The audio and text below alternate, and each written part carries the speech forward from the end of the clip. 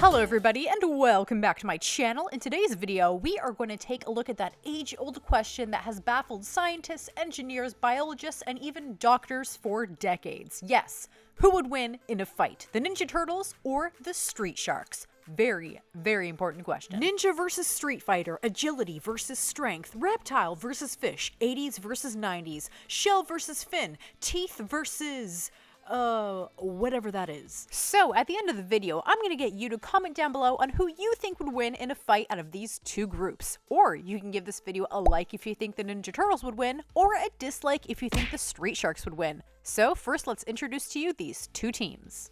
Ninja Turtles, heroes in a half shell, turtle power. The Ninja Turtles original cartoon ran from 1987 to 1996, where we follow four teenaged anthropomorphic turtles who were once normal turtles before flopping around in some ooze. They were trained by their anthropomorphic rat sensei, Splinter, in the art of ninjutsu from their home in the sewers of New York City, where they battle criminals, mutated creatures, and alien invaders while attempting to remain hidden from society. We have Leonardo, the intellectual leader, Mikey the goofball, Donatello the skilled inventor, and Raphael the fighting hothead. The enormous popularity of the Ninja Turtles gave rise to numerous imitators, including the Battletoads, Cheetah Men, Road Rovers, Extreme Dinosaurs, Biker Mice from Mars, and the Street Sharks. The Street Sharks was an American-Canadian cartoon series airing from 1994 to 1997 for 3 seasons, following around the adventures of a group of crime-fighting half-men, half-shark guy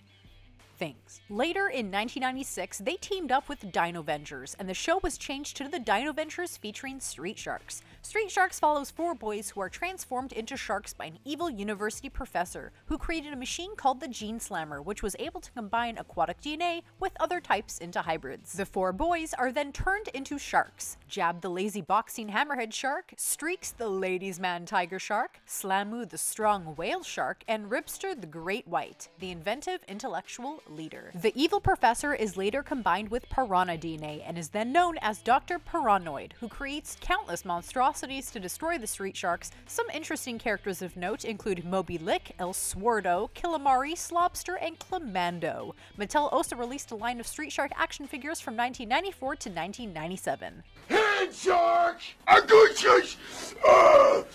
Rocky Balboa action!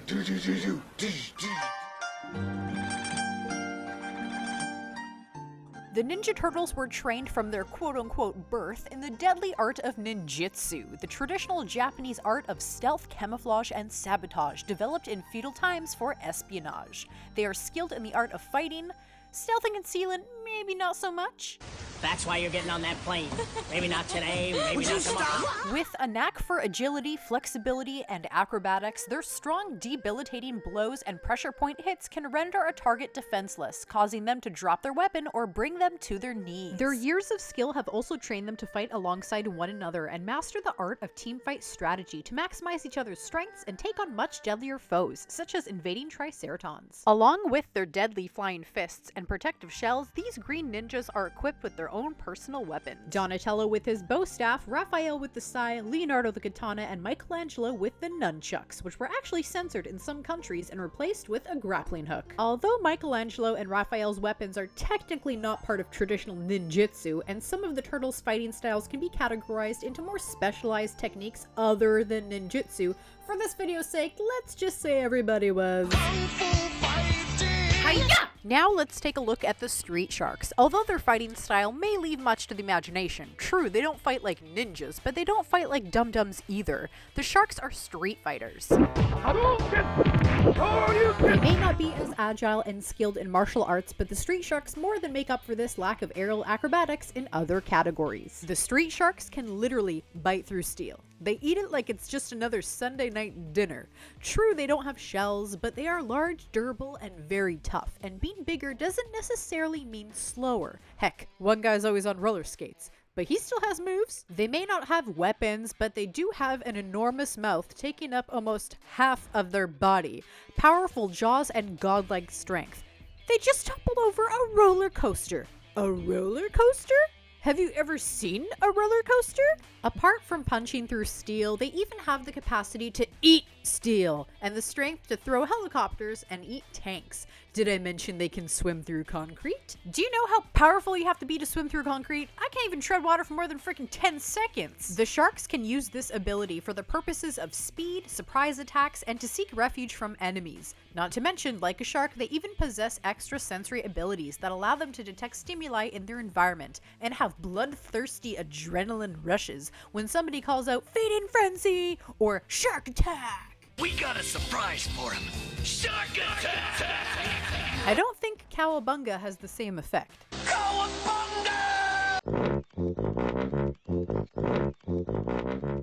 And one shark in particular, Slamoo, even has the ability to create earthquakes with his seismic slam. He can change the degree of devastation from a mini quake, a crack in the earth, or a full-out apocalypse just by screaming a number on the Richter scale before he punches the ground. Here comes a big one!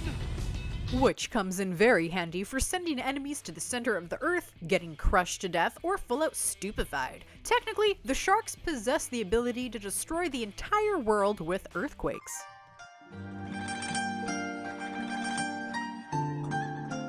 Because the turtles have trained together since birth, they are definitely more effective in a group when taking on more powerful enemies. But is their team coordination and ninja skills enough to take on giant teeth?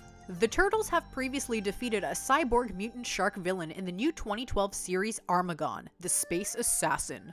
The turtles could not defeat his sheer strength and durability, and the only way they won is when Leo struck Armagon's jetpack with his katana, sending him flying into some destructive force field wall. The street sharks, on the other hand, have not been fighting together for very long. They more so have been thrown into the mix together without any training whatsoever.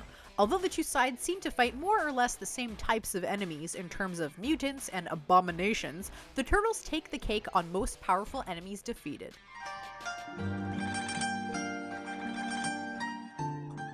The turtles also take the prize when it comes to gizmos and gadgets. Ripster certainly doesn't have anything on Donatello, who has both the brains and engineering skills to design the most brilliant gadgets that always get the turtles out of a sticky situation. But the Party Wagon and Turtle Blimp may have a run for its money when the sharks are flying in their personal jetpacks and cruising in their shark cruiser. Even if the turtles used a vehicle of some sort against the street sharks, have we already forgotten this?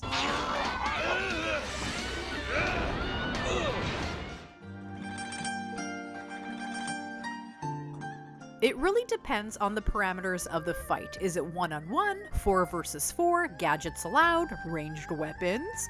I feel like different scenarios could play out different ways. If the turtles met the sharks ahead of time, I feel like Donatello would invent some sonar gizmo that interferes with shark sensory abilities, forcing the sharks to rise up from the concrete and jam their shark senses, leaving them flopping like defenseless fish. So, let's set the parameters. 4-on-4, on the street, where most fights occur. No time for gadgets, no time for contraptions to be made. They just met. Turtles, you have your weapons on you. Not that I think it matters that much. Round one, fight. Turtles come at the sharks with their weapons. They throw a few hits, but soon, yum yum yum yum yum, those taste so good, the sharks just ate them. Oh no, the turtles are throwing some deadly pressure hits, but the sharks are so big and durable, the turtles must hit harder. Shark attack! Suddenly, Slamoo springs up out of nowhere for a surprise seismic slam, catching the turtles off guard, leaving them off balance and trying to avoid the cracks in the earth. Another shark springs out of nowhere, taking Donatello by the leg, and now it's 3v4. We know Raphael is a hothead, and his impulsive rage will be his downfall, not working as a team. Boom, he's dead. Leonardo will most likely be the last one left standing of the turtles due to his disciplined nature and tactics. He may be able to take down 1 or 2 of the sharks before all the turtles are wiped out. So as much as I love the Ninja Turtles, guys, I really believe that the street sharks take the win. But what do you all think? Agree with me? Disagree with me? I just don't think they can beat someone who can swim through concrete and eat steel. They may be big, but that doesn't necessarily mean that the street sharks are slow by any means. Not to mention tiger sharks specialize in eating turtles. Their teeth have evolved to crush and hold shells. Yes. So what do all you think? Leave me your thoughts in the comments down below. So please remember to like, comment, and subscribe. I come with new videos every week. Come check me out on social media and help support the channel on Patreon. So thank you guys so much for watching and stay legendary.